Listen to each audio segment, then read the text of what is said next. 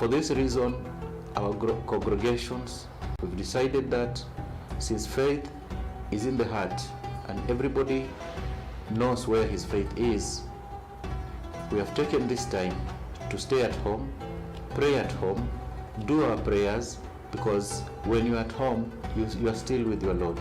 God will not forsake you for being at home because you are not in the mosque, but know that even at home, you can still pray to God that he helps us in this big independent pandemic that is in the world.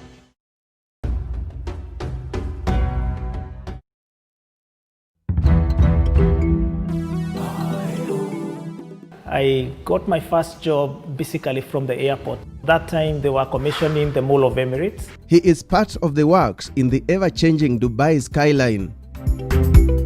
In Senegal, the story of Kenyan athlete turned financial expert Felix Boutit. On Kenya to the World, we are planting close to 3 million plants every week. The hunger for Kenya's frozen avocados. And on My Magical Kenya, my 3-hour circuit around Lake Turkana.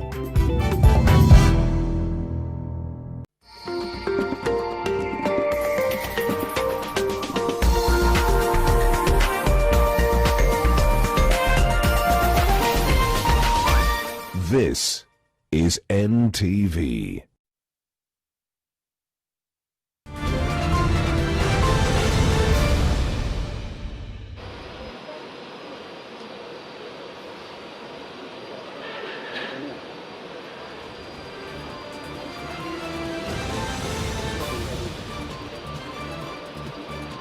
Na barabara kabisa popote pale ulipo mpenzi mtazamaji, basi nakaribisha kwa NTV sasa, ikiwa ni tarehe 14 mwezi Oktoba mwaka 2020. Na utafahamu kwamba mwezi wa Oktoba ni mwezi wa kufahamisha umma kuhusu saratani ya matiti. Na siku ya leo tunakuletea matangazo yetu moja kwa moja kutoka kituo hichi cha saratani ya matiti kutoka hospitali hii ambayo inafahamika kama Aga Khan. Wengi wameuliza maswali mengi wangependa kujibiwa siku ya leo. Tutakuwa tunazungumza na Profesa Wasike ambaye ni mtaalamu wa daktari ambaye anaangazia masuala kuhusu saratani ya matiti. Daktari, karibu na hujambo, karibu kwenye NTV sasa.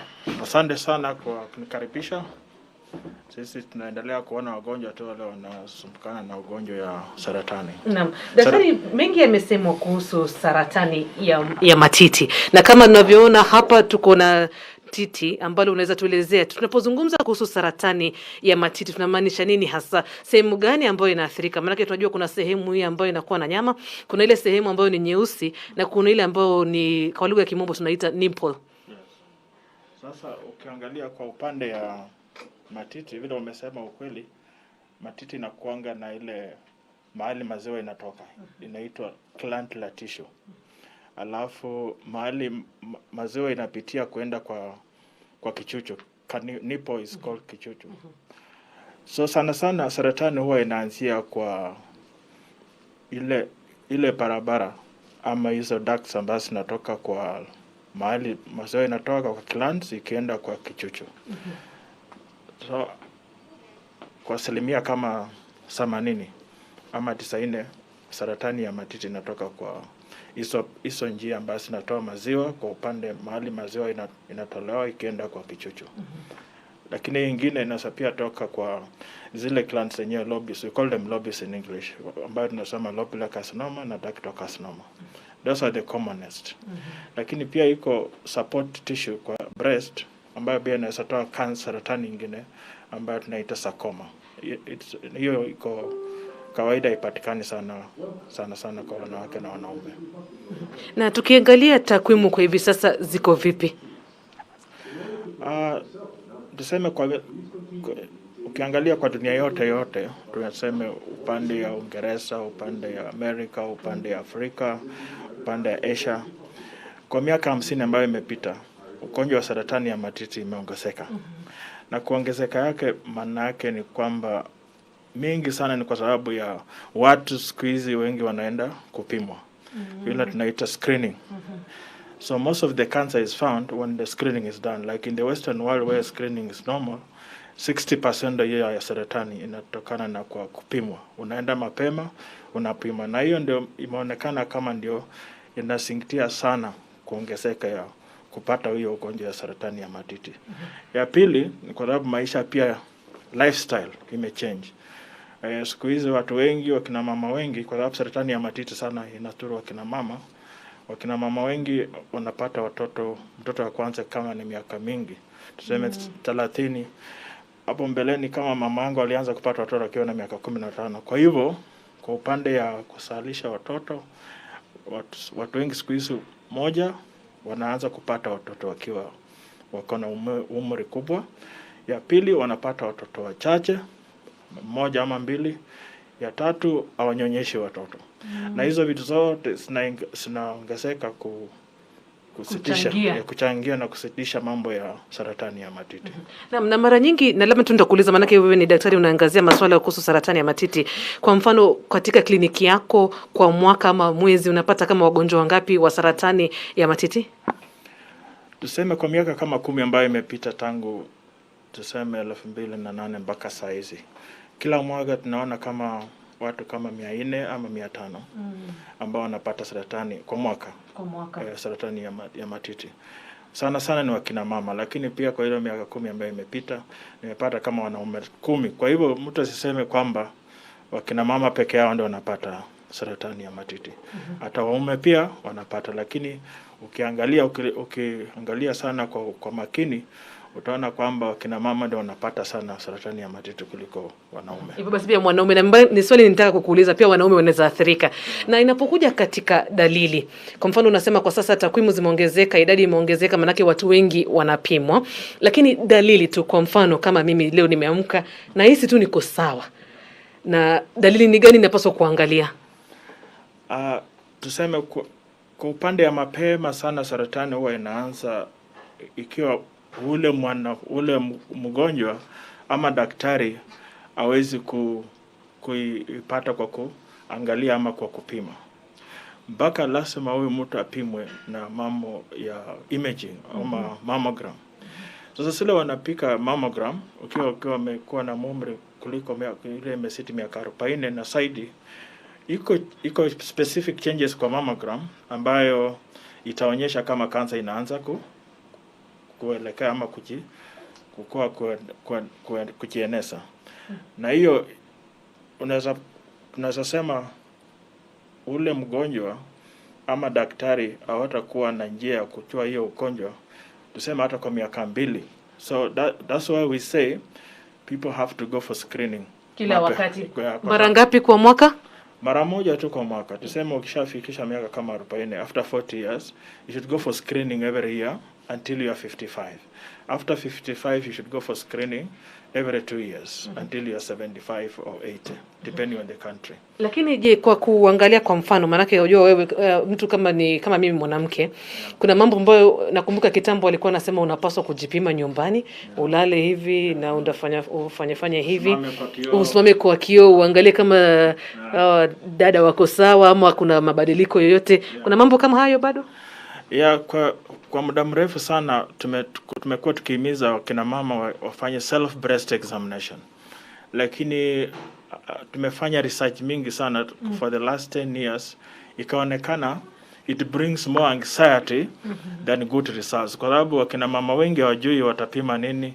Kwa sababu tuseme wanawake ambao wako hawajafika umri wa miaka kama 50, matiti yao yanakuwa na lumpy breast, so unaweza fikiria iko uvimbe na kuna uvimbe, so unakuwa na wasiwasi mingi. So ikaonekana hii self breast examination is more of a deleterious problem than helping patients. So nowadays we don't recommend it because it brought so much anxiety, people thinking they have something and they don't have something. So what we recommend now is wakina mama waende kwa madaktari kila mwaka. Ukishamaliza 20 years ni mzuri waende kwa daktari every year for breast examination. But examination is not sufficient. You need imaging. So normally we say the doctor should see you, but also if they find nothing, they should send you for imaging. If you are below 40 years, we do an ultrasound or an MRI, magnetic resonance imaging. That is if, for example, you have a high-risk family history. For example, your mother, your sister, or your brother or your auntie or grandmother had breast cancer before the age of 50. because even if relatives have breast cancer after 50, it does not bestow to you the risk, the high risk. Na wagonjwa wengi ambao unaona, dalili gani ndo unaona kwamba wengi wanakuja wanasema daktari nilihisi hivi na hivi? So mara kwa mara kama saizi kama leo nimeona wagonjwa kama 10 leo, lakini 3 wamekuwa na dalili ya saratani ya matiti. Na wawili kwa wale 3 walikuwa wamekuja kufanya screening tu. Leo alikuja mmoja ni nani, alikuja kufanya screening ya mammogram, ila sasa ikapatikana iko dalili ya kuanza mapema. Mimi na huyo mgonjwa hatuwezi we cannot feel the lump, but the mammogram, as I told you earlier, inaonyesha kwamba iko dalili ya mammogram. So hiyo inaonyeshwa na mammogram, lakini mostly wale wanakuja na uvimbe kwa pande ya matiti. Yani lumps, they come with breast lumps, ambayo usually is painless. So ukisikia uko na lump na iko painful, most likely it's not cancerous. But painless lump that has developed and is growing fast must worry you, and you should go to the hospital. Unfortunately, most people go to the hospital because of pain. So I'm appealing to the population that if you have a breast lump, painless or otherwise, you should go to the hospital for assessment, imaging and everything.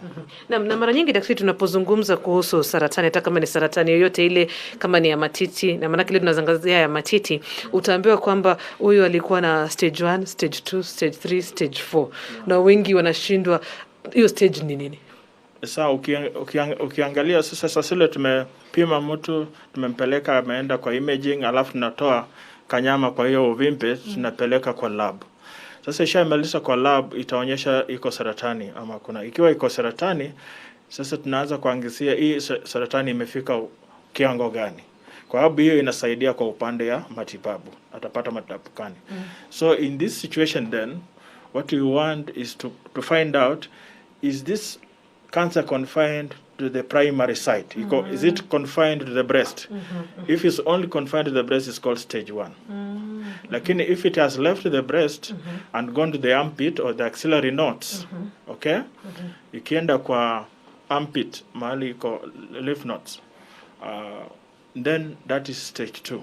Ikiwa hizo nodes imekuwa, a lot of them have been involved, na hata tuseme ngozi na hiyo uvimbe imechukua upande mwingi sana wa matiti, nasema stage 3. Ikiwa imetoka kwa lymph nodes ikaenea kwa mbafu, mabafu, kwa liver ama mahali ingine yoyote, tunaita stage 4. Na stage 4 ndio mwisho. Iko stage ingine tunaita stage 0.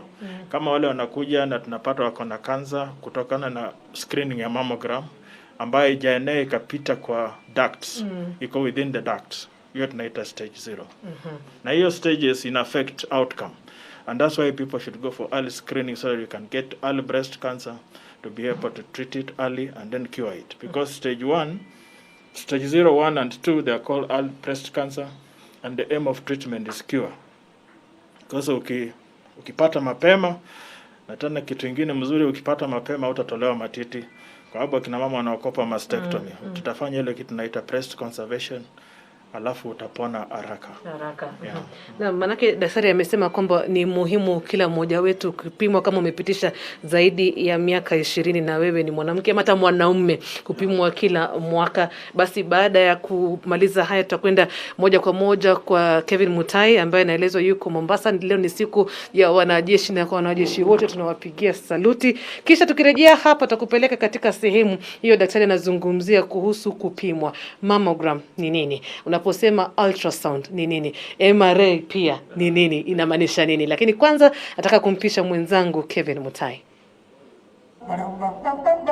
Na mtazamaji, tuko katika kambi ya wanajeshi ya Mariakani ambako hivi sasa sherehe za kuadhimisha siku ya wanajeshi humo nchini inaendelea. Na mtazamaji, mgeni wa heshima katika hafla ya leo ni waziri wa Wizara ya Ulinzi ambaye ni Monica Juma, na namuona pale amekuwa ameandamana na mkuu wa majeshi Jenerali Robert Kiboshi pamoja na makamanda tofauti kutoka vikosi tofauti vya kijeshi, vikiwemo wanajeshi wa maji, wanajeshi wa hewa na hata wanajeshi wa ardhi kuu ambao ni Kenya Army. Na ni hafla ambayo ilianza mapema asubuhi mwendo wa saa 3, na kumbuka kwamba ni siku ambayo ilitengewa ilitengwa rasmi ili kuweza kuwakumbuka wanajeshi wanaojitolea mhanga ili kuweza kulinda taifa letu la Kenya. Na kwa hakika mtazamaji, kumbuka kwamba pia mapema leo wakati Waziri Monica alipofika hapa, aliweza kupelekwa hadi kitengo fulani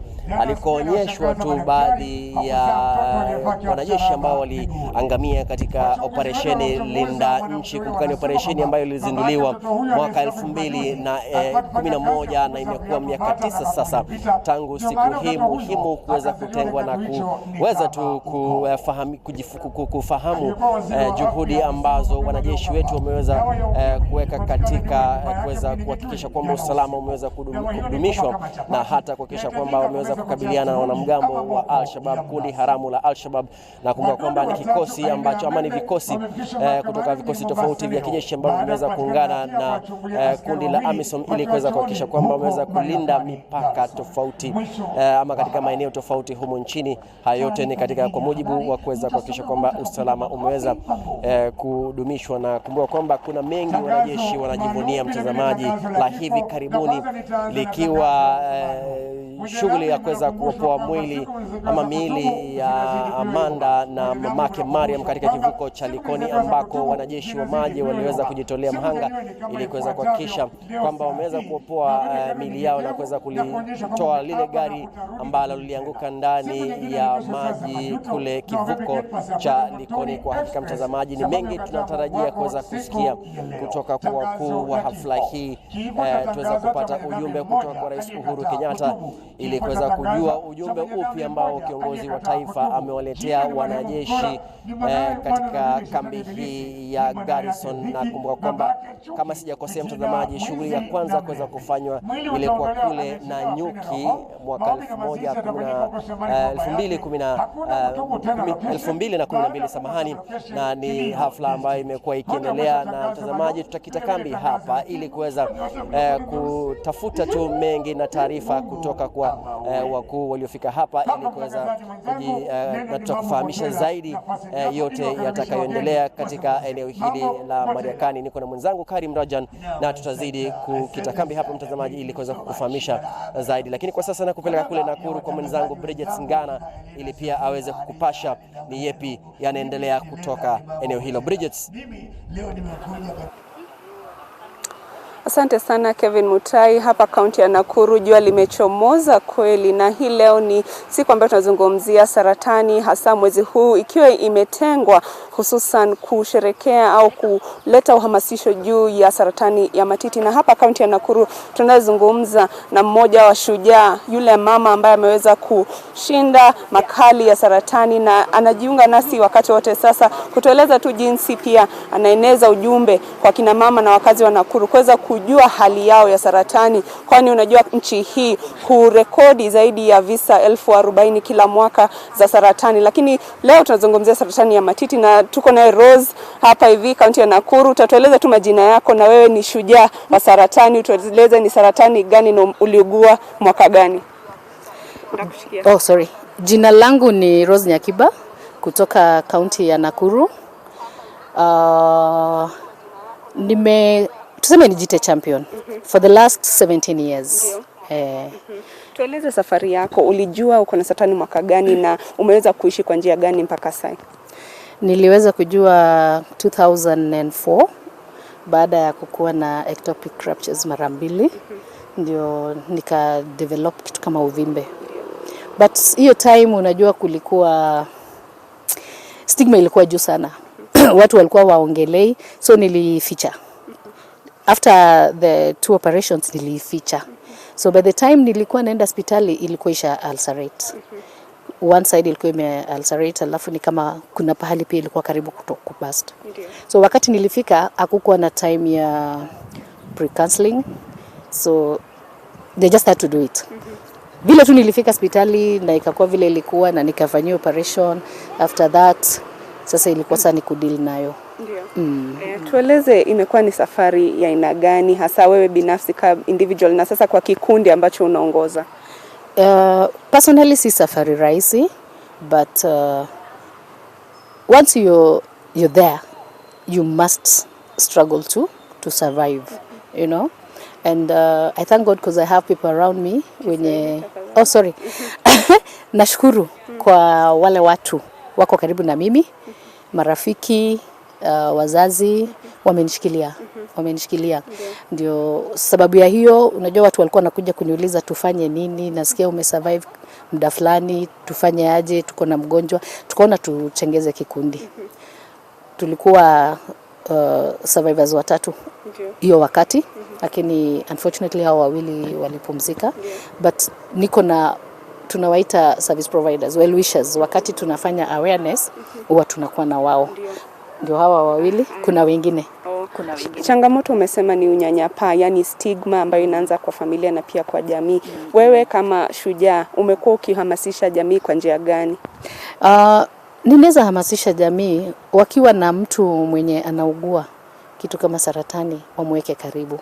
Wasiwe yani wasimpoint, unajua kuna ile watu wanakuangalia ni kama utakufa kesho.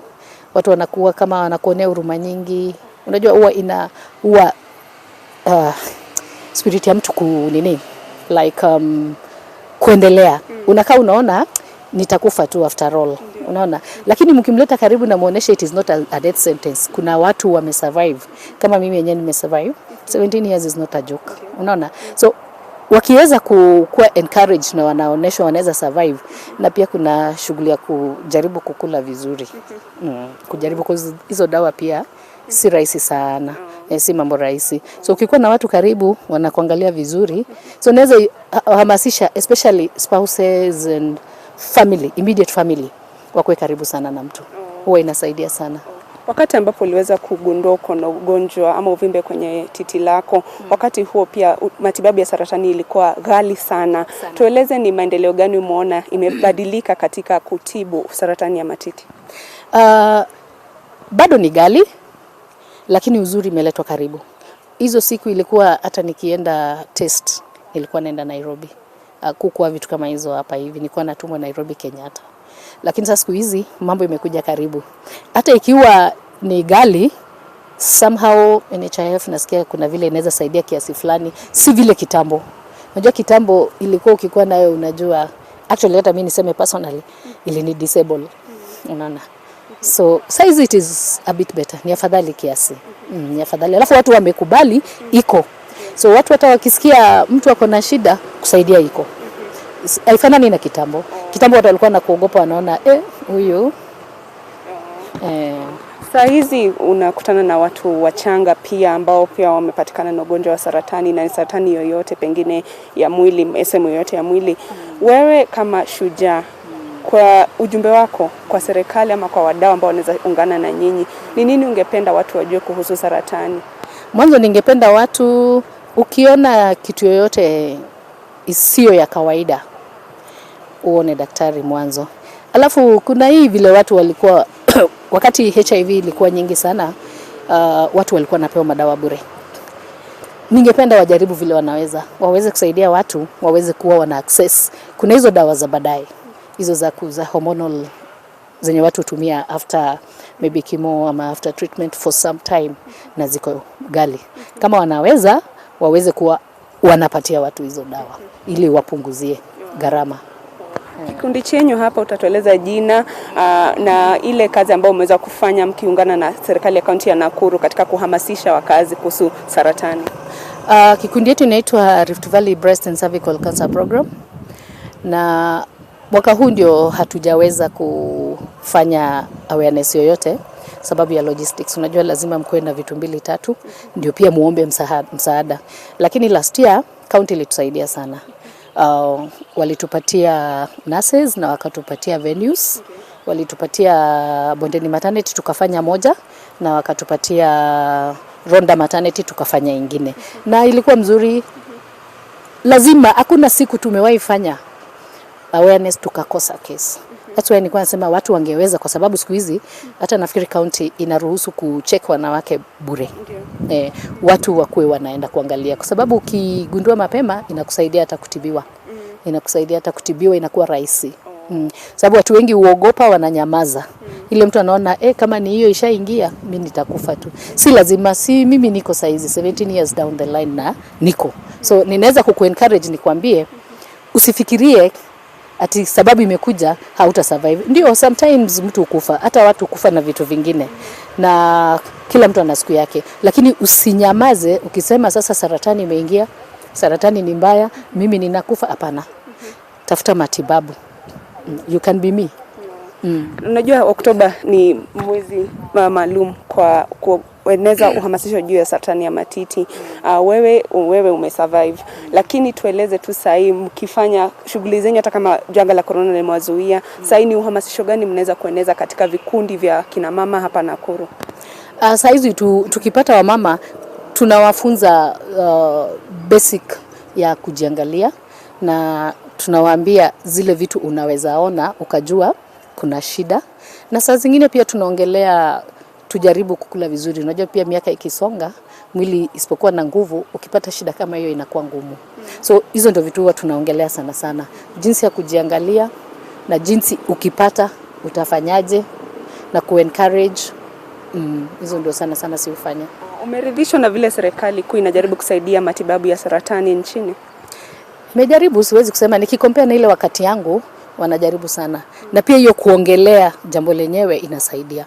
Sababu sasa watu uoga inapungua. Unaona? Watu wakinyamazia jambo sana, alafu wewe umepatikana wakikupoint, unajua pia stigma inakuwa juu. Wanafanya wanaongelesha watu, hata madaktari. Ninaona siku hizi kuna mabadiliko. Kuna tofauti kubwa na hiyo wakati. Ungetaka nini iendelee? Sana mimi nasema ningetaka wakwe wanapewa hizo matamoxifen. Wanajua nikisema hivyo wanajua ni gani. After watu wametritiwa, wakwe wanapewa hizo dawa. Wa handle watu wa cancer pia vile walikuwa na handle watu wa HIV. Pia wa feel yani ama tuseme to feel wanatujali. Sababu sasa unaona mtu akikuwa nayo unangangana kivyako. Unaona? Kama government inaweza fanya jambo irahisishie watu hata matibabu, hata hizo chemo ziko very expensive. Pia kama wanaweza reduce ama wajue vile wanaweza fanya, unajua wao ndio wanajua vile wanaweza fanya, waweze kusaidia mwananchi wa chini akikuwa na shida asishindwe kutibiwa sababu ya pesa. Asante sana. Okay. Tumeweza kuzungumza naye Rose ambaye ni shujaa wa saratani ya matiti, na ameweza kusema kuwa cha muhimu sana sasa wale ambao wameweza kutibiwa na wanaendelea na maisha ni wangependa serikali iweze kuwasaidia kupata huduma za madawa ambazo wanatakiwa watumie hata baada ya kutibiwa. Saratani ya matiti ama saratani ni mojawapo ya ugonjwa ambayo inaua watu wengi zaidi hapa nchini. Ni ugonjwa ya 3 kulingana na takwimu za Wizara ya Afya. Lakini hiyo imekuwa ni hadithi yake Rose, akisema kwa watu wajitokeze, waende hospitalini, waangaliwe, waweze kujua hali yao, na kama mtu anahisi kuwa kuna jambo ambalo haliko sawa kwenye mwili yake, aweze kufika kwenye kituo cha afya ili aweze kusaidiwa mapema, kwa sababu mojawapo ya tiba ya saratani ni kufika hospitalini mapema na kupata matibabu mwafaka. Lakini nawarejesha kwa mwenzangu Jane Ngoiri ambaye ako kwenye hospitali ya Aga Khan pale Nairobi, aweze kuendelea na shughuli ya leo. Shukran sana mwenzangu Bridget Ngana. Tunarejea hapa katika hospitali ya Aga Khan. Tunaendelea na matangazo kuhusu saratani ya matiti, na kama ulivyosikia daktari akisema hapo awali, kuna njia mbili ya kupimwa, na moja ni katika chumba hiki ambacho kinafahamika kama mammography. Na kwa hivi sasa naungana na daktari Rose Ndumia ambaye atatuelezea tunaposema mammogram hasa ni nini. Karibu sana. Asante sana. Tunaposema picha ya mammogram, huwa tunaongea juu ya machine ambayo inatoa x-ray ambayo inapiga titi picha, na kutokana na hapo tunaona picha ambazo zitatuelezea nini inaendelea. So mammogram ni kama vile mgonjwa akitaka kujua kama kuna saratani ya cervical cancer, unafanya pap smear. So vile ukitaka kujua kama uko na saratani ya titi, utaenda ufanye mammogram. So hata kwa wanawake ambao hawana shida yote kwenye titi, recommended kuwa wafanye hii mammogram kila mwaka kutoka miaka 40 hadi miaka 85. Kutoka hapo anafanya kila miaka 2. So kutoka miaka 40 mwanamke atakuja kila mwaka, tafanya mammogram. Ikiwa mammogram ni sawa, basi anakuja mwaka ambao utafuata. Hivyo basi sio lazima niwe na dalili zozote. Si lazima. In fact, wengi wa wale wanawake wanakuja hawana dalili zozote, lakini wanataka kufahamisha kila kitu iko shwari. Na manake unasema kuanzia miaka 40, lakini sasa tukiangalia tunaona hata wanawake ambao wako na miaka 28, miaka 30 wanapatikana na saratani ya matiti. Watu kama hao unapendekeza nini? Sana sana wagonjwa ambao tunapata kuna saratani miaka chini ya 40 watakuja kwenye chumba chetu wakiwa already na uvimbe. So hata wakati huo bado tunafanya mammogram ili kujua kama ni uvimbe moja, kama kuna matatizo zaidi badala ya uvimbe peke yake, na kutoka hapo wanaenda wanafanya ultrasound. So kulingana na hiyo uvimbe tumeona kwenye mammogram, alafu tunalinganisha na ultrasound, tunaweza kujua kama huu ni uvimbe ambao ni wahofisha ama ambao hauna hofu yoyote. Tukishaona kuwa una hofu, kutoka hapo wanaenda kwa test nyingine ambayo inaitwa biopsy. Na maana naona hapa kuna labda tu tuelezee mammogram inafanyaje. Maana nikiangalia hapa na mtazamaji atashangaa kwani titi litatolewa ama linakuwa vipi? Mtu akija atasimama vipi? Okay. So mgonjwa akija huwa titi lake linaikuwa hapa. Hii ni ya kuonyesha ambavyo test inafanya. Nitakuwa nimelala ama nitakuwa nimesimama? Utakuwa umesimama. Alafu kisha ukiwa umesimama hapa titi litakuwa hivi. Utaingia ndani. Tutaonyesha yani mambo kabisa. Okay. Lakini itakuwa nimesimama hivi. Utakuwa umesimama hivi, titi litakuwa hapa. Alafu tunaweka compression. Tunaweka pressure ndio titi lisisonge, alafu picha itapigwa. So tutapiga picha 2 kwa kila titi. Kwa hivi na kwa upande pia. Wengi wa wanawake watakuwa na hofu kuwa watakuwa wamefinywa zaidi, lakini hiyo kufinya ni kwa sekunde chache, ambapo tukishaweka miale ile ya x-ray ina release automatically. So ni kwa muda kidogo sana, na tukishafanya hivyo unaendelea na pande nyingine. Na sasa kuna uchungu wowote? Manake wengi watasema watakuwa wanaogopa, wanahisi labda kutakuwa na uchungu, na itachukua picha sehemu yote ya titi kabisa. Kweli kabisa. Sasa nimekuja. Ukiwa hapa alafu tunaweka titi. Unaweka kichwa hapa? Unaweka kichwa niangalie hivi. Nikuangalie wewe. Alafu titi litakuwa hapa ndani, tutalingisha ndani. So tutalieka ili tuweze kupata lote likiwa ndani. Kuna vile tukitazama picha tukiona pengine hauja ingisha titi lote, then tutakurudisha tena ili tu make sure kila kitu imekuwa included. Lakini ikikuja kwenye compression ndio kutakuwa na hiyo discomfort, lakini si ya muda mrefu, sekunde chache alafu tunaendelea. Na daktari, najua tukiangalia maumbile yetu tumebarikiwa kitofauti. Kuna mwingine nakwambia anaweza jaza hapa, kuna mwingine tu kama sasa sisi wengine wanasema hata kuna dashboard hapa. Mule ambaye hajabarikiwa itakuwa vipi? Kuna vile ambapo kutoka na training yetu unajua kuweka kila aina ya mwanamke kwenye mammogram. Na sio wanawake peke yake, hata wanaume pia wanakuja mammogram, na pia hata wao utaweza kuingisha nyama ya kutosha ambapo tutaweza kuangalia na kujua nini inaendelea. Na sasa baada ya hapo sasa umepiga picha, nini kinafanyika? Ukishapiga picha kuna picha ambazo tunapata kwenye hii hapo, unaweza kutuonyesha. Picha tu mpiga picha kidogo, angalia. Haya. So hizi ndio picha ambazo tunapata. Kutokana na hii picha tunaweza angalia kama kuna uvimbe wowote. Unaangalia upande wa kulia na upande wa kushoto na unalinganisha kwa zinafanana. Ambapo unapata kuna uvimbe ndio tutapeleka mgonjwa aende afanye ultrasound. Tukiangalia kama huyu mwanadada hana shida yoyote pande zote mbili. Kutokana na mafundisho. So ukiangalia kwenye titi kuna mafuta na kuna ile nyama ambayo huwa inatoa maziwa kama mtoto amezaliwa. So ukiangalia huko ndani unatafuta uvimbe ambao unakaa kama tuseme kama hii. Lakini unaangalia kwenye titi. Ukishaangalia kuna vile unaenda ukipima, unaangalia shape yake, unaangalia margins, na kutoka hapo unasema huu ni uvimbe ambapo unahofisha ama ni uvimbe ambao hauhofishi. Lakini nikiangalia hiyo picha daktari, kama niko sawa, ukiangalia upande wa kulia na kushoto matiti yanatoshani. Ni sawa hivyo? Maana upande huu unakaa mkubwa zaidi kuliko huu.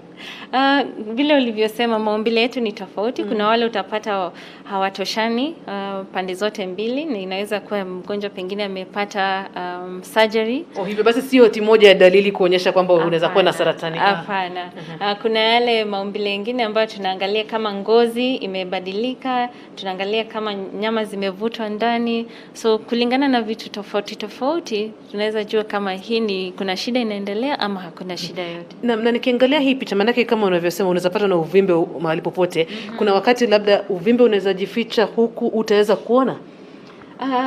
Vile tumefanya na hii mammogram, kuna vile tunapata 1 mm images. So hata kama nyama imelingana na uvimbe, Ukifuatilia kwa hiyo 1mm images tunaweza pata kujua kama kuna kitu chochote zaidi ambacho kimejificha mle ndani. Na unasema baada ya kupata ripoti na kama kuna uvimbe unapeleka kwenye ultrasound.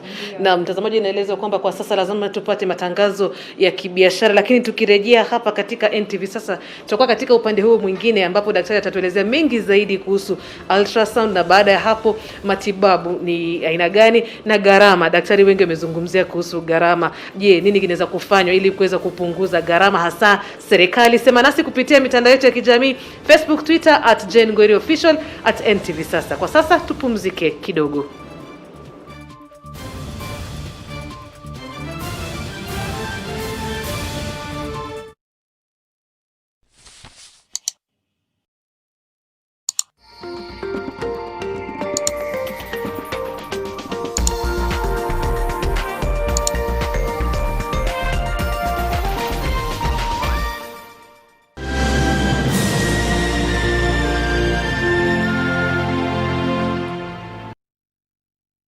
Love garlic in your food but hate the hustle of making it? Introducing Fresh Fried Garlic, specially crafted with garlic oil for healthy living. The oil has a beautiful garlic aroma and adds an extra kick when used on your favorite meals. Fresh Fried Garlic combines wonderfully on salads, stir fries, marination for meat, or simply when sprinkled on your favorite dish. Try Fresh Fried Garlic today. Available in all leading outlets countrywide. Credit to you if you stay at home. If you must shop online, use your NCBA credit card. Stay home. Stay safe.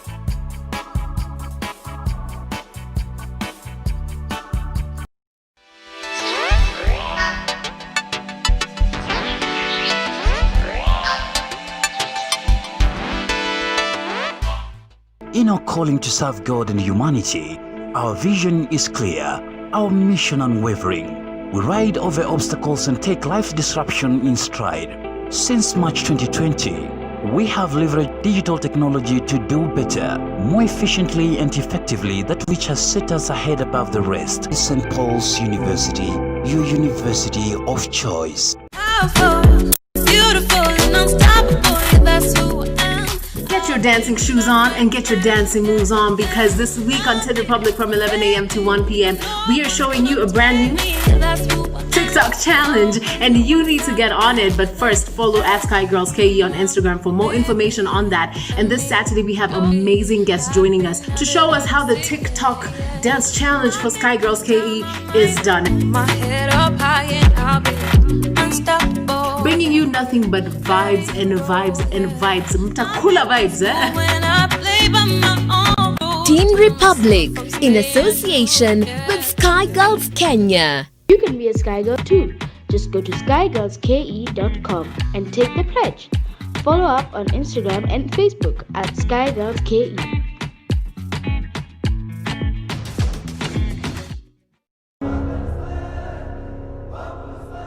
We are Nation, Africa's independent media brand. We are committed to empowering all Africans, from the young to the old, from the curious to the educated, and from the heart of the cities to the rural areas. We are Nation. Join us, because if you want to get far, you do it together. Nation. Empower Africa.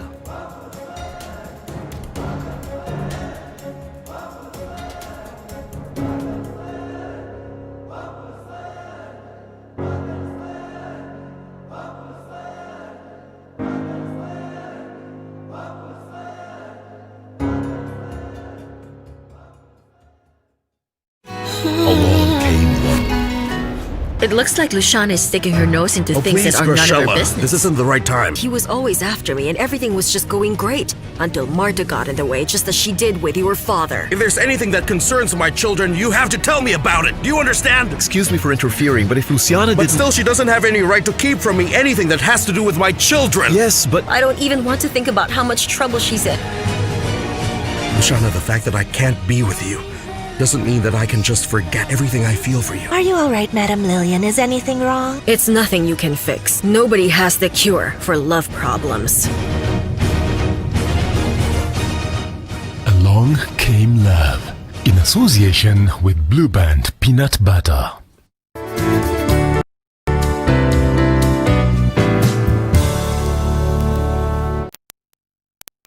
Get an 8-acre prime residential plot with soil merchants in Kisamis along Magadi Road at 148,000 Kenya shillings for cash buyers or 195,000 Kenya shillings for installment buyers. Come to our open day on 17th October.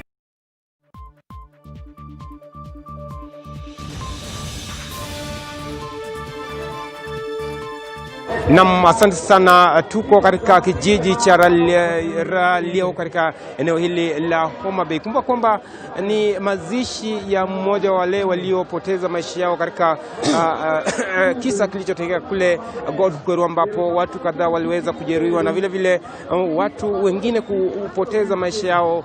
Na hapa ni siku ambapo mmoja wa wale waliopoteza maisha yao wanaenda kupumzishwa, na kumbuka kwamba ni viongozi wa kanisa hili wamekuwa wakisema kwamba tangu kisa hiki kitendeke hawajapokea habari yoyote kutoka kwa serikali, na hata hakuna hatua iliyochukuliwa kwa wale waliohusika. Na kwa sasa bila kuongea mingi, nitaweza kuzungumza na mmoja wa viongozi wa kanisa hili ili watueleze ni nini kwa sasa inafanyika, na je, washaongea na serikali kuhusiana na kisa hiki. Na pengine hebu tueleze kwa majina waitwa nani, na tangu kisa hiki kitendeke, na je, mshajaribu kuongea na wahusika serikali kupitia polisi? Okay, kwa majina ni Laban Ogigi, mwenyekiti wa Lejo Maria kwa upande wa usalama. Tangu hii jambo yopo huwa tumeripoti kwa serikali, lakini hakuna toa ile huwa wamechukua. Sasa naweza kumbuka leo tuko kwa mazishi ya mshiriki wetu ambaye aliuawa, tena ni dikoni wetu Samson Jacob Owalo. Leo tuko kwa boma lake hapa eneo la Raieri na Homa Bay County. Huwa tuko na huzuni, lakini cha muhimu huwa ningependa kuelezea wananchi wala serikali kana kwamba sisi ama mimi kama kiongozi wa Lejo Maria kwa jumla na Wakristo hatuna amani na maserikali wa Migori. Kulingana huwa hatua zinachukuliwa, baadaye wanaregea. Baada ya hiyo huwa tulipata habari kana kwamba jamaa ambaye alileta maaskari na majambazi kutua pale kwa mlima Taita Sadika, ambaye pia ananungunika kama ni papa wa Lejo Maria, huwa anatangaza kana kwamba watu wake ndio waliwa huko kwa mlima. Na je, mshajaribu kuongea na polisi kuhusiana na kisa hiki? Tushaongea na mapolisi, hata ma-CIDs. Huwa tumereport, kuna statement pale, lakini hakunya toa wenye wanaweza kuchukua. Huwa ningependa kuomba hata wananchi, juu tunashangaa hata serikali, watu wa siasa huwa wamenyamaza kimya, tena wametulia tuli. Hatujui huwa vile wanatunenea, lakini tuliambiwa kwamba watu hawa wangefaa wazikwe kule katika makao makuu ya kanisa hili, lakini hawajazikwa huko, wamezikwa. Mmoja wao wameweza kuzikwa nyumbani mwao. Ingefai kwa hivyo, lakini kulingana na ile maelezo ya familia yao huwa waliomba eri waende wafanye mazishi huko kwao nyumbani ili wakuwe kama makumbuzo kwao. Na asante sana. Nitaweza kuzungumza na mwingine hapa pengine ili atueleze, wewe kama familia wa jamaa huyo mwenda zake, pengine hebu tueleze, je, mshajaribu kuzungumza na serikali kujua ni nini kilitendeka na hatua gani kwa sasa imeweza kuchukuliwa? Kwanza mimi naitwa Mboya, mimi ni mjomba wake. Kwanza hatuna imani kwanza na serikali, kwa sababu tangu jambo hili lilokee hakuna hata mwanasiasa yote amewahi kuzungumza juu ya hii kisa. Hata Inspector General, hata waziri wa ndani Bwana Matiang'i hajaongea juu ya hii kitu, na hii ni jambo ambalo lilitendeka. Kila dunia mzima imejua hii kitu kilitendeka. Sasa hatujui serikali iko na nia gani, kwa sababu hii ni kama ni njia ya kuhujumu wana Lejo Maria. Tangu zamani wameanza kuhujumu. Sasa hatujui ni nini kinachoendelea hapa. Tumejaribu kwenda huku na huku, lakini hakuna ile imani ambayo tuko nayo. Sasa tunauliza hata wale wa siasa wa Nyanza, hakuna yoyote yule amewahi kujitokeza na kusema na kukemea jambo kama hili. Sasa tunawauliza kwa nini wamenyamaza? Ama wamenyamaza kwa sababu ya hii handshake?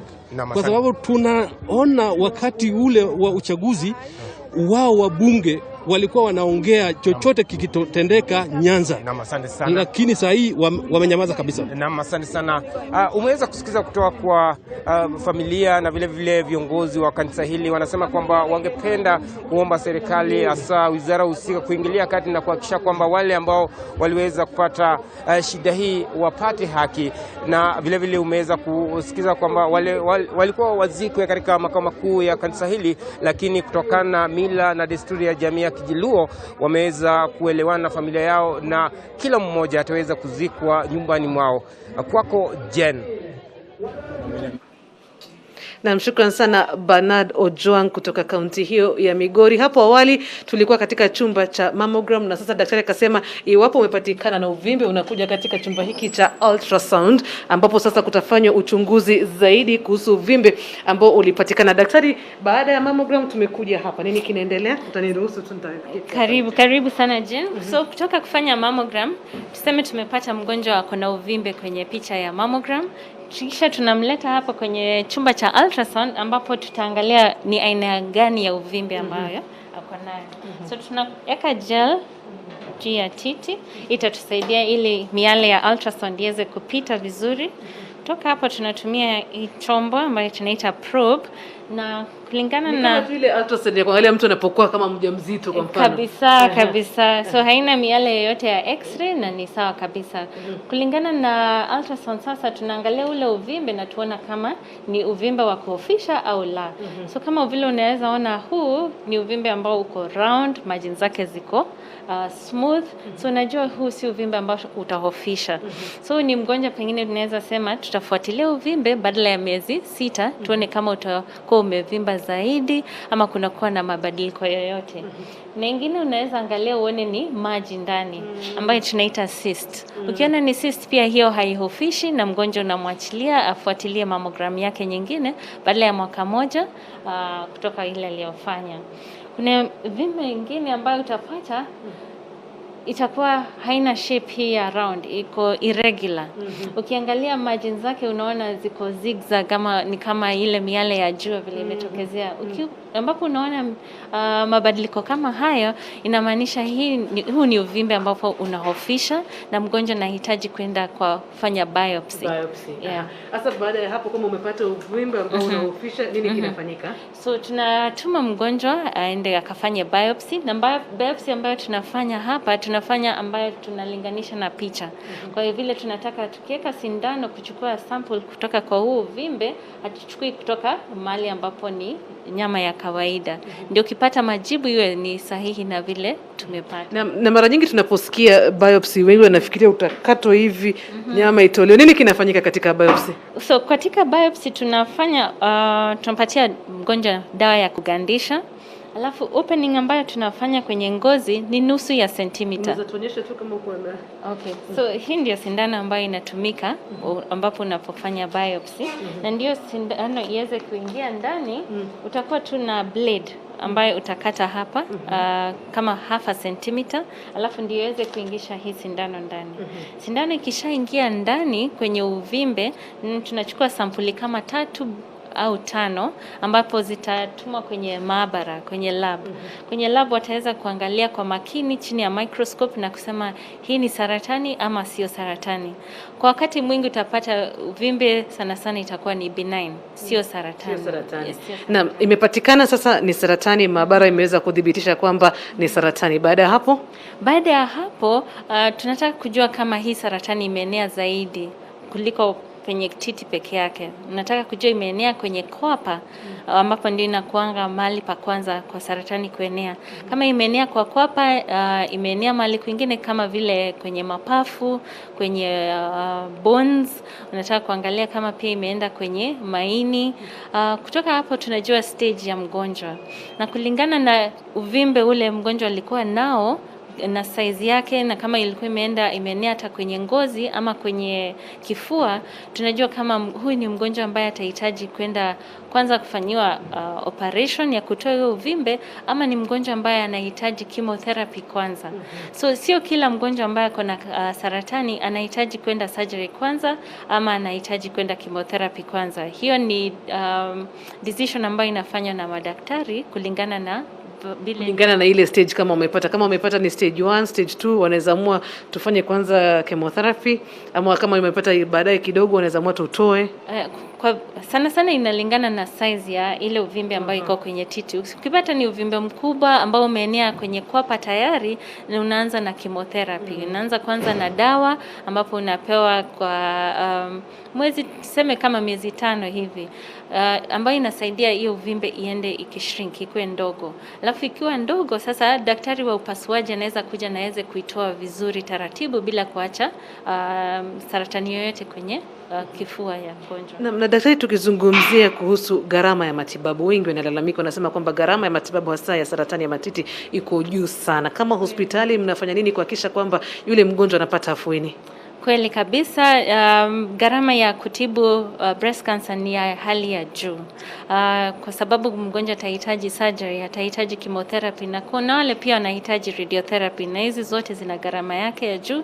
Na vitu kama chemotherapy na radiotherapy ni vitu zinachukua muda mrefu, na pia kuna ile gharama ya pale mgonjwa ametoka mbali, anahitaji kukaa Nairobi kwa wakati wa matibabu yake. So kama Aga Khan Hospital kwetu kuna welfare program ya wale ambao wanaonekana wako na shida na hawezi lipia matibabu yote wao wenyewe. So hospitali iko na welfare program ambayo inasaidia wagonjwa wale hawajiwezi kulipia matibabu yao. Kwa ule pande mwingine pia kuna NHIF, na pia wagonjwa wengine wako na insurance ambayo zinasaidia kulipia gharama ya matibabu yao. Na pia chemotherapy italingana na ile stage ambayo umepatikana. Chemotherapy italingana na majibu ile tumepata kwenye lab, kwa sababu saratani haziwi namna moja. Kuna ile saratani ambayo utapata ni stage ya the earliest stage ambayo tunaita DCIS, ambayo wagonjwa hata hawahitaji ile chemotherapy proper, wanapata tembe moja kwa kila siku kwa miaka 5, ama wengine hapa maybe kwa miaka 7. Kuna ile saratani nyingine tunaangalia hormones. Tunaangalia hormones kama estrogen, progesterone, test nyingine inaitwa HER2. Kulingana na majibu yale tutapata kutoka kwenye lab, kulingana na hizi steps 3, tutajua kama kuna dawa zaidi mgonjwa anahitaji. Kuna wale watahitaji dawa ambapo pia huwa ni ghali zaidi kuliko wengine. Na pia kulingana na vile matibabu yanaendelea, unaweza pata mgonjwa ana improve kwa dawa, so unaendelea nayo. Kuna wale wengine hawatakuwa wakiendelea vizuri na dawa moja na unahitaji kubadilisha. Na manake naelezwa muda unatupa kisogo, lazima tumalize. Maneno yako ya mwisho kwa watazamaji wetu wote, wanaume na wanawake, kuhusu saratani ya matiti. Saratani ya matiti sio death sentence. Kuna wale ukipata kwenye titi ilikuwa mapema sana, kwa kulingana na kutumia mammogram, unapata unafanyiwa operation ambayo inatoa uvimbe na bado unabaki na titi lako. Na pia gharama ya matibabu papo stage ya cancer inashika ikiwa mapema zaidi, na gharama pia huwa ni ndogo, na maisha ya huyu mgonjwa yanakuwa marefu zaidi. Nimepata kuona mgonjwa ambaye alikuwa na saratani ya titi mwaka 1981, na bado akarudi kama miaka 2 imepita na amekuwa sawa kabisa. Na yuko sawa kabisa. Hivi basi unasema siri ni kupimwa mapema na igunduliwe mapema na uweze kutibiwa, tusiwe na hofu. Bila shaka tungependa kuendelea, lakini ni hayo tu katika NTV sasa. Shukran sana kwa Profesa Wasike pamoja na Daktari Rose na watazamaji wote katika NTV sasa. Naitwa Jane Ngoiri, kwa heri. Nitabaki hapa nikipimwa.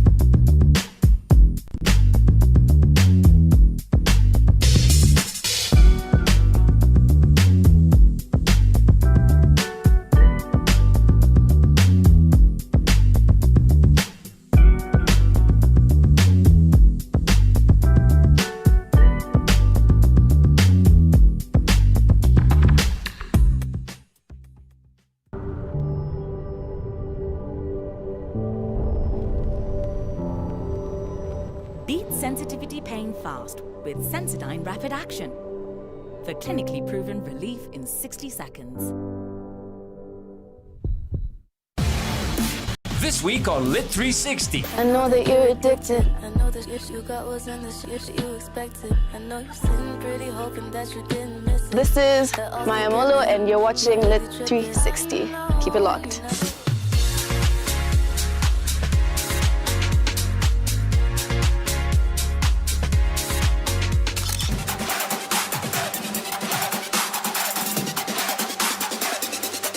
Get ready.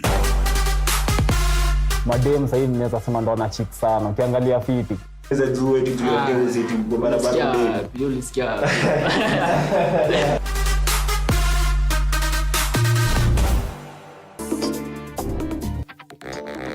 Vina vegetable oil stays liquid to the last drop, so it's smooth cooking from start to finish. Now with an easy-to-pour cap. Mapishi poa, madishi poa. It looks like Lushan is sticking her nose into things that are none of her business. This isn't the right time. He was always after me and everything was just going great until Marta got in the way, just as she did with your father. If there's anything that concerns my children, you have to tell me about it. Do you understand? Excuse me for interfering, but if Luciana didn't... But still, she doesn't have any right to keep from me anything that has to do with my children. Yes, but... I don't even want to think about how much trouble she's in. Luciana, the fact that I can't be with you doesn't mean that I can just forget everything I feel for you. Are you all right, Madam Lillian? Is anything wrong? It's nothing you can fix. Nobody has the cure for love problems. Along came love in association with Blue Band Peanut Butter. East Africa is transforming, and so is the East African. Cultural, social and economic integration is resulting in the transformation of the East African region. To stay true to this changing perspective, the East African is also transforming. To understand the region, get your copy of the East African. It's now more diverse, more visual and more engaging. The East African, understanding the region.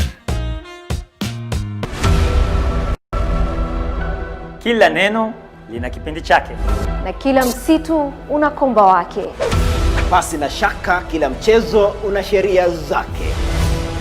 NTV jioni inavua gamba la zamani. Na kama ujuavyo kipya kinyemi ingawa kidonda. Naam, joho jipya linakuja na mambo mapya, tanusi na tendeti zaidi. Finder from the BBC. Just how free is the media in Botswana? We tell you what we found out. Fake, disgusting news. How a term popularized by Donald Trump rose to prominence during the Nigerian elections thanks to WhatsApp. We speak to one of the influential voices on Ghanaian airwaves and found out what makes her tick. And we look at how new technology transformed outside broadcast here at the BBC back in 1948. We deal with hospitality, restaurants and catering supplies. After COVID was announced in March, so of course we didn't want to handle cash. We got pay with equity. And also so many of us were working from home. So that meant we got EasyBiz. That made a big impact. You can transact, you can transfer money to your account. We used to receive our statements monthly on email. Now we get them anytime we want. And so for the pandemic, that has been awesome. After COVID-19 pandemic, we got EasyPay. You can receive money from different platforms. We have a SIM card and a phone. Someone pays and we get a message immediately. Unlike the past where we had to go to the bank, the pandemic has left more distraction than even the virus itself. Our business is still there thanks to things like EasyPay and EasyBiz. If that wasn't possible, things would have really gone south. Post-COVID, we also need to hit the ground running. We're moving paperless, we're moving cashless with equity.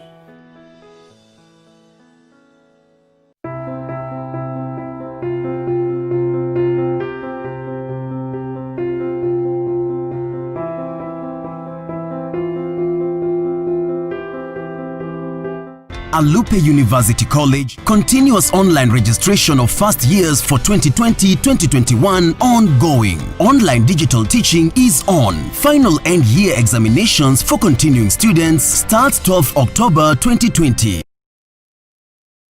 Nilikuwa naishi Olongo, nikaamua kuweka duka South B ya spares. Nikatafuta rafiki yangu, akanipeleka kwa group, nikaanza savings na Equity. Wakati unataka loan, unaongea na Equity, group ina guarantee upewe hiyo pesa. Mabank zingine mpaka upeane kitu kama title deed, na nikaona sasa hii ya group hakuna kitu unaitishwa, ni kujicommit we mwenyewe. Nilichukua loan ya 30, kwanza ikanipelekea mtoto shule, nikaenda ya 70, nikajenga nyumba yangu, nikaenda 200 na nikaongeza kazi pia. Vile corona ilikuja March, kazi zilienda chini. Bank wakasema mwenye ako na loan tuende kwa bank. Kila mtu vile alikuwa amechukua loan yake kiwango yake akareduciwa. Kama Equity Bank haingepunguza loan yetu, maisha ingekuwa ngumu sana. Sasa nimekuwa marafiki na Equity Bank kabisa.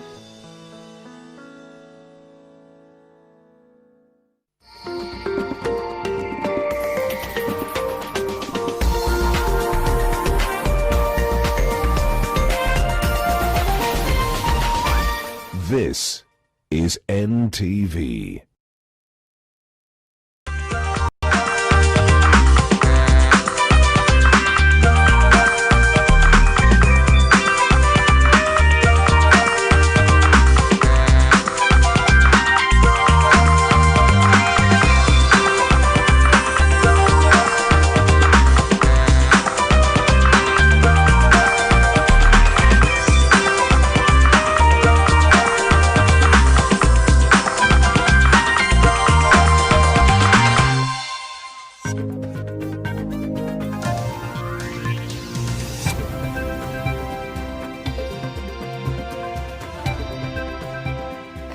Good afternoon. My name is Olive Burrows and you're watching NTV at ONE. To borrow a phrase, so much news, so little time. The Director of Public Prosecutions has approved murder charges against the Malindi Member of Parliament, Aisha Jumwa. The legislator was linked to a fatal shooting after chaos erupted during campaigns in Ganda Ward, Kilifi County in October of 2019. The campaign strategic meeting was convened for ODM agents ahead of the Ganda Ward mini poll. MP Jumwa blamed ODM party, claiming that it had played a role in the death of the agent.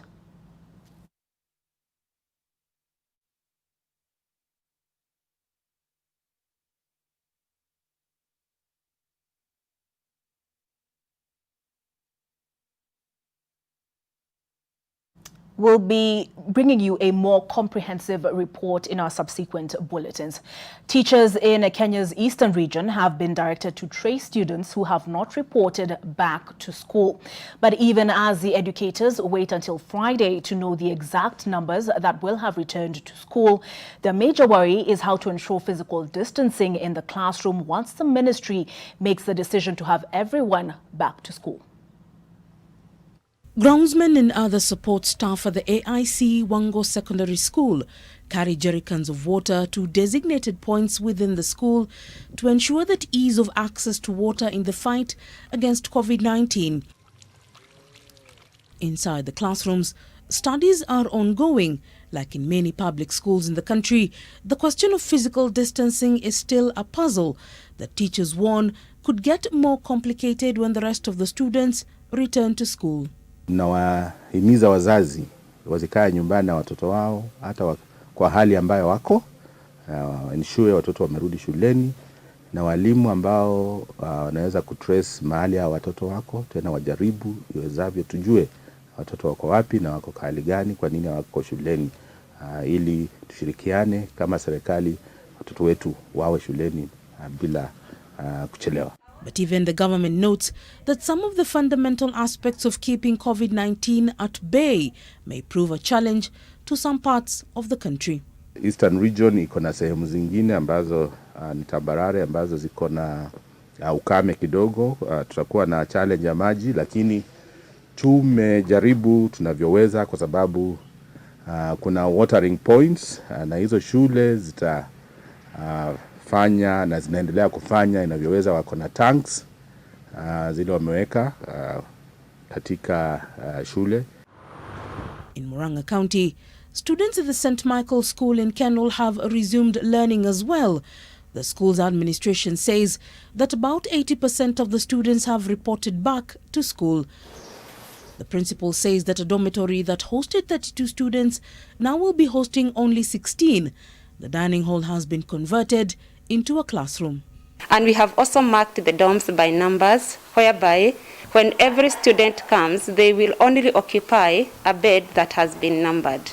Any bed that has not been numbered will not be occupied, so that we can keep our students. Meanwhile, Embakasi Member of Parliament Julius Mawathe is calling on his fellow members of Parliament to come in and help in a smooth back-to-school program. Speaking after donating thermoguns to several primary and secondary schools in his constituency, the Embakasi South MP acknowledged that parents as well as the government were stretched. Kwa hivyo mimi nimeonelea ni vizuri tumewaletea barakoa na tukawaletea thermoguns za kupima temperature na tukawaletea sanitizer. In Nairobi, parents of the Our Lady of Mercy School in Shauri Moyo camped outside the school this morning in protest. The parents are concerned about what they claim is a lack of transparency by the school's board of management in how the funds of the school are being used. The group accuses the school's head teacher of failing to account for funds, thereby demanding more from parents. Leila Mohammed, NTV. In a related report, Kakamega County recorded more than 6,000 teen pregnancies between January and May this year alone. County government officials attributed the rise in teen pregnancies to the long period of closure of schools and training institutions due to COVID-19. The number of teenage pregnancies in the country increased considerably as a result of forced school closures and lockdowns. COVID-19 left children, girls and young women largely vulnerable. Kakamega County recorded more than 6,000 teen pregnancies between January and May this year.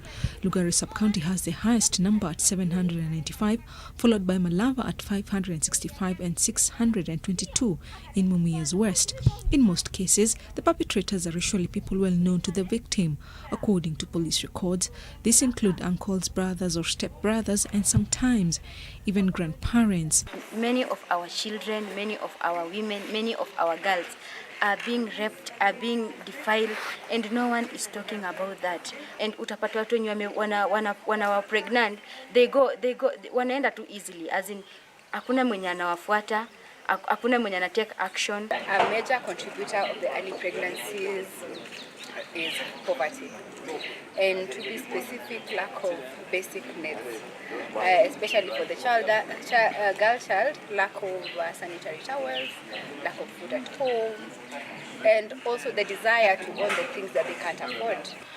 Maybe my urge just goes to the government, at least just allow these sanitary pads to be free, to enable our girls at least we're free to kupata, at least it will lower these pregnancy rates. Most of them, you may notice, they don't have this money to purchase these sanitary pads. You find that most of them, they do use these mattresses, maybe tissues. Changers Kenya, a non-governmental organization, is tackling this complex issue through a simple idea, providing a place where teenage girls can enjoy spending time while they're taught crucial life skills and can access mentoring. Kujua ni hatua gani au sheria ambazo tunaweza zichukua iwapo tumedhulumiwa au tumefanyiwa kitu ambacho hakitupendezi kama wasichana. Please, please, please, our parents, tafadhali kuwa free with your children. Don't let your children aende huku nje ajione vitu zingine mwenye. The wider aim of the program is to reduce child marriage and teenage pregnancy. October 14th every year marks KDF Day, and it is held in commemoration of the brave and gallant soldiers who paid the ultimate price in defending the country. This year's celebrations are underway at the Mariakani Garrison in Kilifi County. Let's listen in to the proceedings where the Defense Cabinet Secretary Monica Juma is in attendance.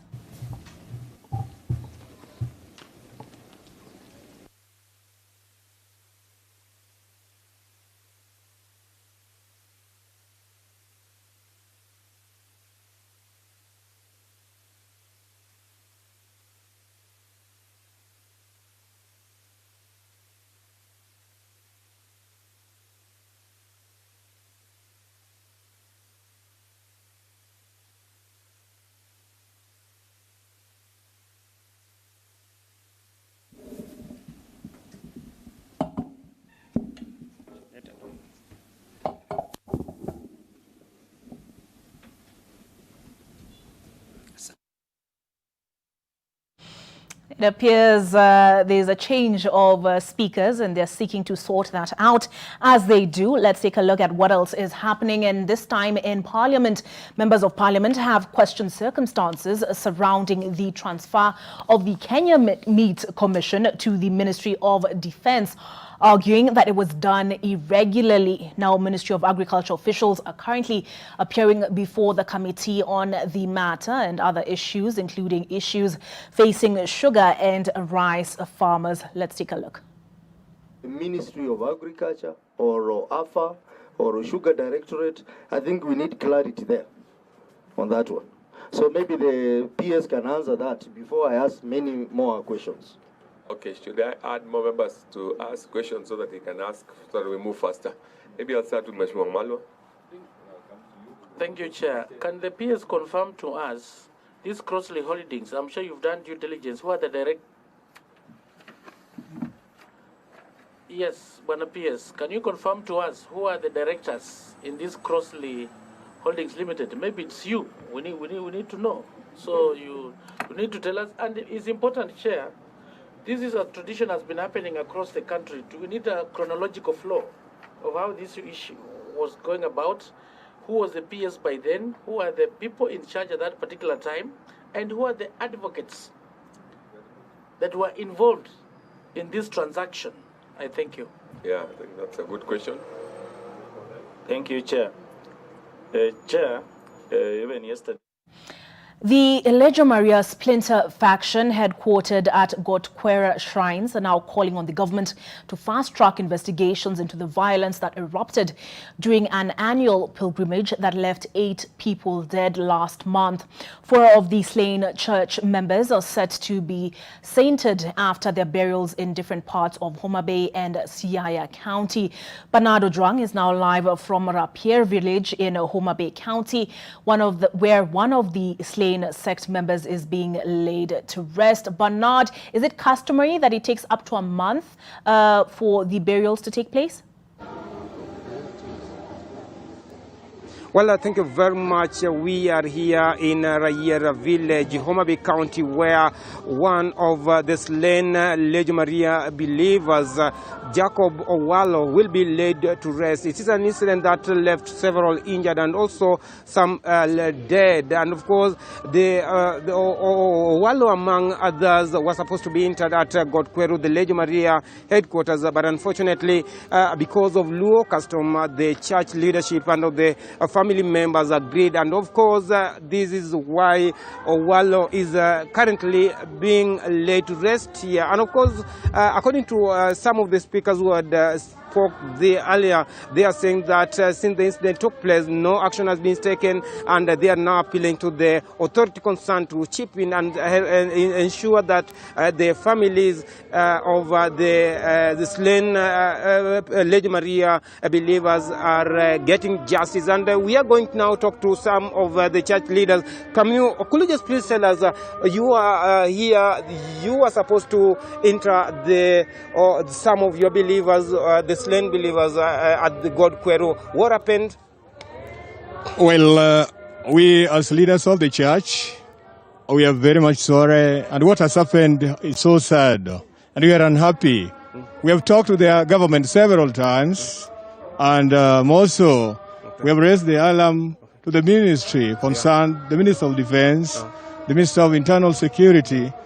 They have done nothing. So we are unhappy. So we are still appealing to the government of Kenya that why can't they consider us as Kenyans also? Because it is so sad to see the innocent Kenyans are being killed inside the churches by police officers. Have you tried reaching the police? Of course, we have raised the alarm several times, and we have complained that none of them have visited us. Okay, I'll speak to the uncle. Just one question. So far, have you reached the police, and what have they told you?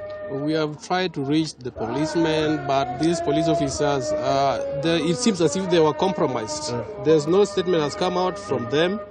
We have tried to reach the internal ministry and the coordination, the Inspector General of Police. There's nothing so far has come out.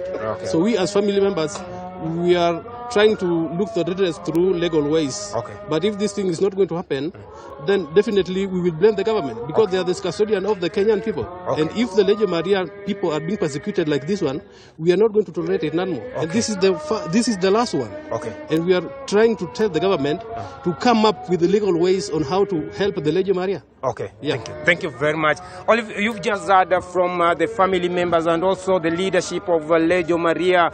They are saying that since the incident took place, no action has been taken, and of course they are now appealing to the body concerned at least to chip in to ensure the families are getting justice. And remember, we'll be giving you more information at NTV Journey and also at NTV Tonight. Back to you. Thank you, Bernard. Unfortunately, they are not the only family in mourning this afternoon. The family of the man who reportedly went missing while in police custody at Mbururu Police Station, Likuyani, Kakamega County, causing the irate villagers to burn down a police post, is crying for justice. And that's after his body was found at the Webuye Hospital mortuary. Gabriel Kodaka with the details. A family is in mourning in Mbururu village within Kakamega County, days after he went missing while in police custody. Dennis Lusava's lifeless body was finally found at Webuye district mortuary. His family is yet to come to terms with the unfortunate turn of the events. Tulipofika station, tulipoangalia mtoto, hakukuwa mtoto tena. Walikuwa wamechapa kila mahali, wamefunja, hata kusimama ilikuwa ni shida. Ilipofika jana wakatuambia kuna mwili imepatikana Webuye, tuende tuangalie hiyo mwili. Kweli tulichukua jukumu, tulienda na assistant chief, tukaangalia na tukapata ni kijana wangu.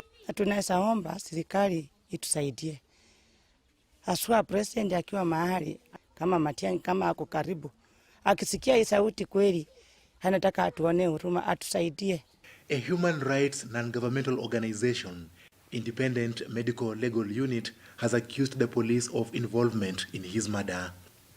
The report says police officers at Mbururu Police Post arrested, tortured, and forced his disappearance and his subsequent murder. Nikaambia kwa hii vidole walikuwa wamemchapa imetoka. Wakaangalia kwa mitole, wakaangalia kweli vikucha walikuwa wametoa. Angry residents now want the police post removed and build a hospital in its place. Lakini sasa serikali yenyewe ndio inatuia wananchi, sasa tutakuwa tunafanya aje kazi? Hatutaki polisi hapo. Sasa sisi hiyo area sisi yenyewe walikuwa wamewekewa hapo atindi kama nini yao, tunataka hospitali kuwa hapo. After the angry residents burnt a police post over claims of his disappearance, the Western Regional Police boss Paris Mudhoni said the suspect had been released from custody. A corporal in charge decided to release the suspect on a free board, awaiting P3 to be viewed and other formalities to be completed. That is opening the case file. Gabriel Kudaka, NTV. We now join Nayoma Sampao, who is at the Nairobi Area Police Base. And police in Nairobi have recovered several items ranging from laptops, cameras, phones, and which had been stolen in muggings. The Nairobi Regional Commander, Rashid Yakub, says that an anti-mugging squad has been set up to deal with the rising cases of muggings in the city. Nayoma, they recovered these items over what period of time?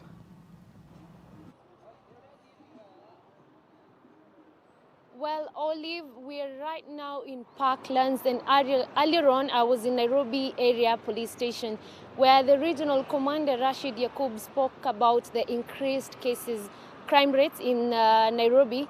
There I saw several items that were recovered, including 169 phones, 36 laptops, and around 15 cameras that have been recovered from Nairobians, which had been stolen. Now, the regional commander noted that there have been increased crime rates, and they have said that they are going to do everything that they can to make sure that such crimes reduce. But can we now hear his bite?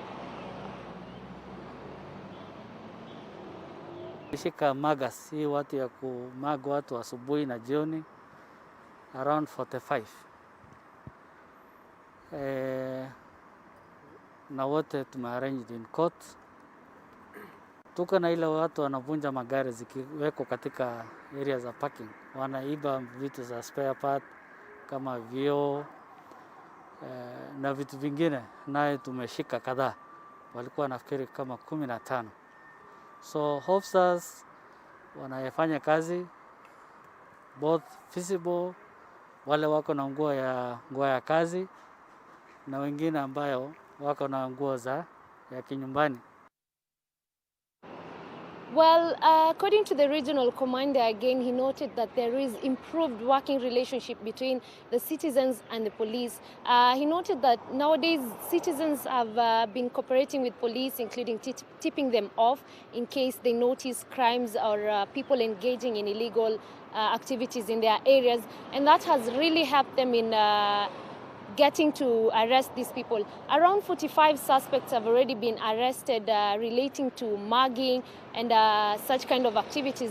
And according to him, they will soon be presented to court. Back to you, Olive. All right, thank you, Nayoma. It's often a painful experience losing your wallet, keys, or other luggage on public transport. Well, a yard in Nairobi's Kayole area, owned by the M Bus Company, has just been opened to the public who may have lost their possessions in their fleet of buses. The company says it keeps lost and found valuables awaiting collection. But while identifying documents may be easy, the company says that certain goods like clothing may prove difficult. But if the owner has a receipt that proves they traveled on any of their buses, then they may begin.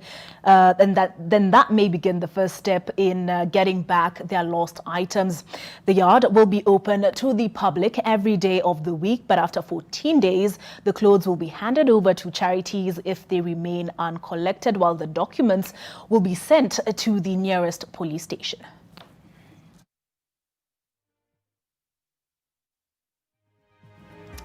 Lots of recoveries there from the Nairobi area and from M buses at their yard in Kayole. Those stories lead us up to a break, but we'll be back with more news on the other side.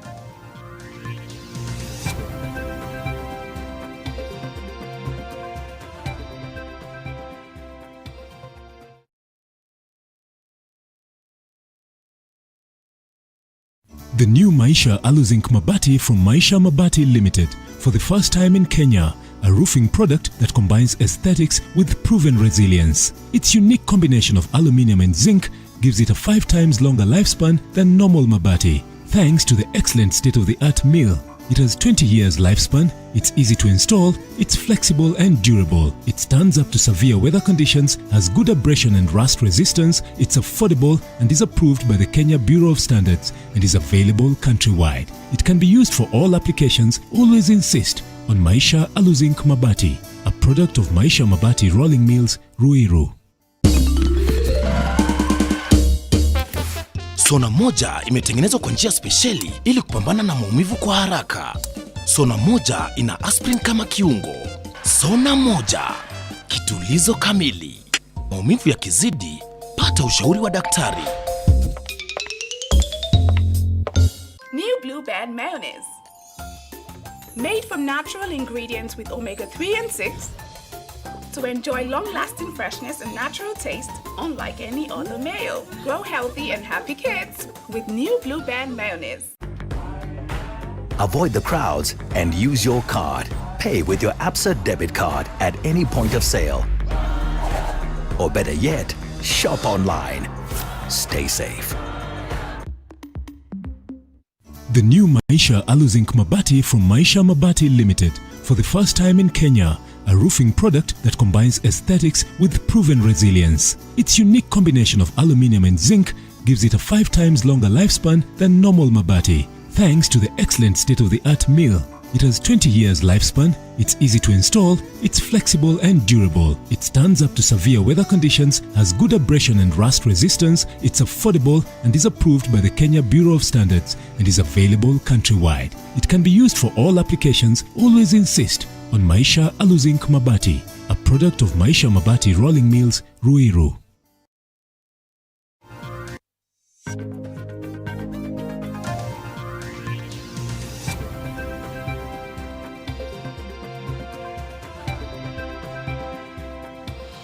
Thank you for staying with us on NTV at ONE. My name is Olive Barrows. The U.S. government has pledged to donate over 40 tons of BT cotton seeds to farmers in Kirinyaga County so as to boost the textile industry in the country. The pledge was made by America's ambassador to Kenya, Kyle McCarter, during a tour of Kirinyaga County. The government legalized commercial cultivation of BT cotton last year after years of trial at the Kenya Agricultural and Livestock Research Organization Center in Mwea. The U.S. ambassador and Kirinyaга's governor, Anne Waiguru, also deliberated on matters to do with devolution, health, and economic empowerment. What good is cotton? Well, there's people that are dependent on jobs at Rivitex. Rivitex cannot get enough cotton. Now they'll be that much closer to having enough cotton. And what we have to do is increase the trade between our countries to the point that this prosperity goes all over. We've also agreed on various areas where the county can partner with the U.S. in terms of facilitating mostly our farmers to either access markets or education and better produce produce such as BT cotton and diversifying to things like pyrethrum. So it's been a very good conversation with the ambassador.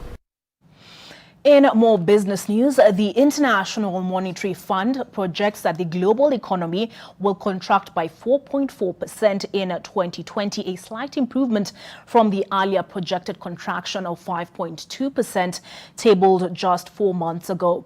IMF's chief economist, Gita Gopinath, says that the upward revision reflects a stronger than anticipated rebound in pockets of the global economy. In our latest World Economic Outlook, we continue to project a deep recession in 2020. Global growth is projected to be minus 4.4%, which is a small upgrade from June.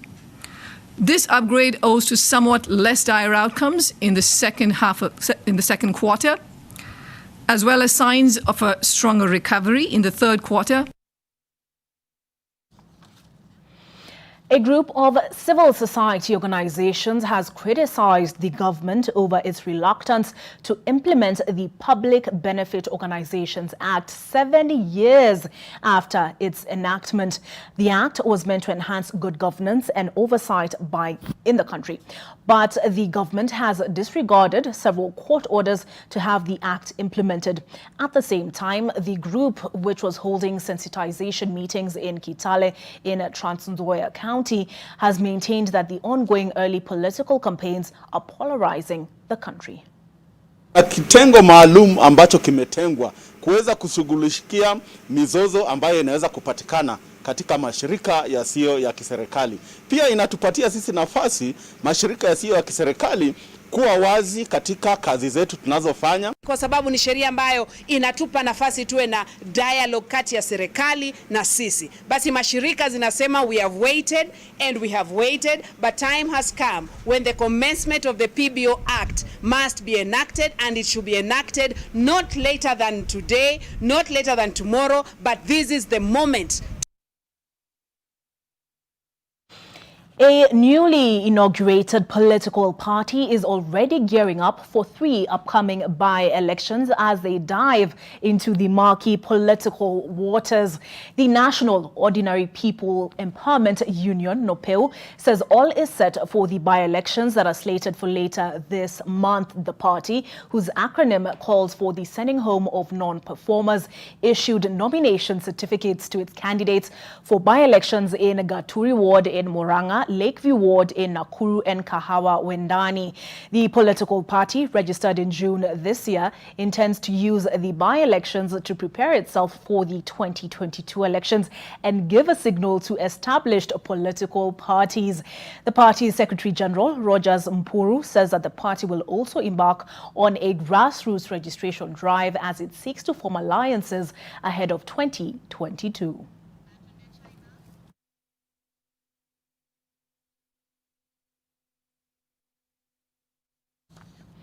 Mass coronavirus testing of the entire get this, 9.4 million population of East China's Qingdao municipality has found no further infections beyond the 12 local transmissions already discovered. More than 4 million samples have already been taken, and the city aims to complete all testing by Thursday. Hundreds of people had traveled to Qingdao for the Golden Week holiday last week. The global caseload of coronavirus cases stands at 38 million, with over 1 million deaths and over 28 million recoveries. The U.S. continues to lead with the highest number of cases, followed by Brazil, India, Mexico, and the United Kingdom.